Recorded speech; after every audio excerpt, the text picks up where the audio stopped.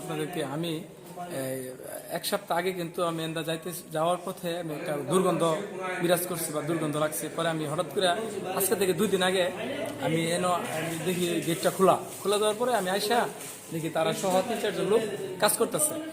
পরে আমি জিজ্ঞাসা আপনারা কি করতেছেন, তারা বলতেছে সার করতেছে। পরে আমি জিজ্ঞাসা আপনাদের সারের কি কোনো লাইসেন্স আছে কিনা, পরে বলতেছে হ্যাঁ লাইসেন্স আছে। পরে আমি বলছি যে আপনাদের মালিককে আই না দেখেন, আনলে কিন্তু আমরা উপজেলায় কমপ্লেন করবো যাতে এর কি সঠিক তদন্ত করার জন্য। পরে কিন্তু আমি একটা ভিডিও করছিলাম। ভিডিওটা করে আমি প্রায় 2-3 ঘন্টা আগে আমার ফেসবুক পেজ থেকে আমি ভিডিওটা পোস্ট করার পরে আমি কিন্তু আপনাদের সাংবাদিক ভাইরা সহ আমাদের এই শ্রীপুর উপজেলার কৃষি অফিসার সহ সকলে কিন্তু আইনের আওতায় এনে বা দৃষ্টান্তমূলক একটা ব্যবস্থা করে যাতে একটা ব্যবস্থা নেয় তার একটা ফেসবুক পেজ থেকে আমি পোস্ট করেছিলাম। দেখেন আপনারা আমাদের এখানে কিন্তু বিভিন্ন ব্র্যান্ডের বিভিন্ন দামি সার যা আমাদের কৃষকরা ব্যবহার করছে। আর এতে করে কিন্তু আমাদের কৃষকরা আমি মনে করি ব্যাপক পরিমাণ ক্ষতির সম্মুখীন হচ্ছে।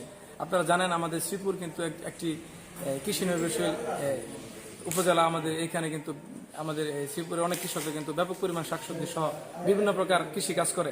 আমি নিজেও কিন্তু আমি এখানে কিন্তু প্রায় 1000 কলার বাগান লাগাইছি, কিন্তু আমি দেখছি এগুলা কিন্তু তারা আমাকে দিয়েছে, আমি কিন্তু এগুলো নিয়ে ব্যবহার করছি। এখন বুঝতে পারলাম যে মাটি সহ বিভিন্ন ধরনের তারা এগুলো দিয়ে কিন্তু তৈরি করতেছে। সার তৈরির উপকরণ হিসেবে আপনারা এখানে কি দেখেন? সার তৈরির উপকরণ হিসেবে আমি এখানে কিছুই দেখতে পাচ্ছি না, সম্পূর্ণটা আপনার ভেজাল। মাটি আছে, ইটের গুঁড়া আছে, আপনারা দেখতে পাচ্ছেন বিভিন্ন ধরনের ভাবে তারা কিন্তু তৈরি করতেছে। এটা আমি মনে করি কোনো নাই, ওই সরকারি ভাবে কোনো অনুমোদিত নাই। কি চাচ্ছেন?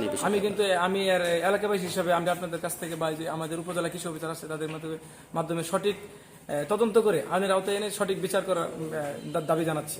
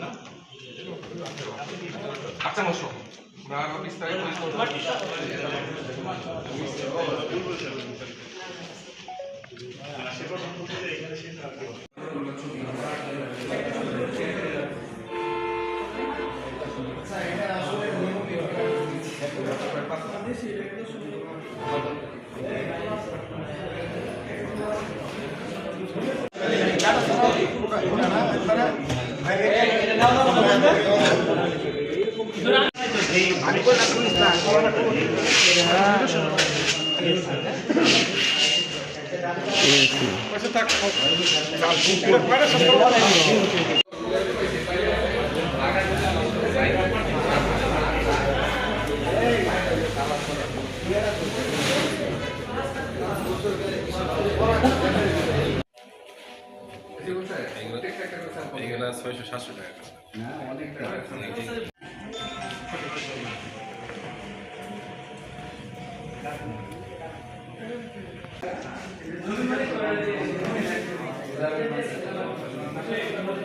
এখানে এসে যেটা দেখতে পারলাম যে শুধুমাত্র চীনামাটি দিয়ে বিভিন্ন ধরনের সার তৈরি করা হচ্ছে, যেমন প্রোটিন, জিঙ্ক, বাসুদিন, পাওয়ার, জৈব সার, কাঁচামাল, ইটের গুঁড়ো এবং মাটি, এগুলোর মাধ্যমে তৈরি করা হচ্ছে বিভিন্ন নামে এই ধরনের মাইক্রোনিউট্রিয়েন্ট।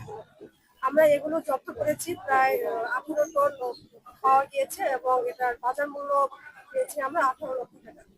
এর পরবর্তীতে উপজেলা সার ও বীজ মনিটরিং কমিটির সিদ্ধান্তের মাধ্যমে পরবর্তী ব্যবস্থা নেওয়া হবে।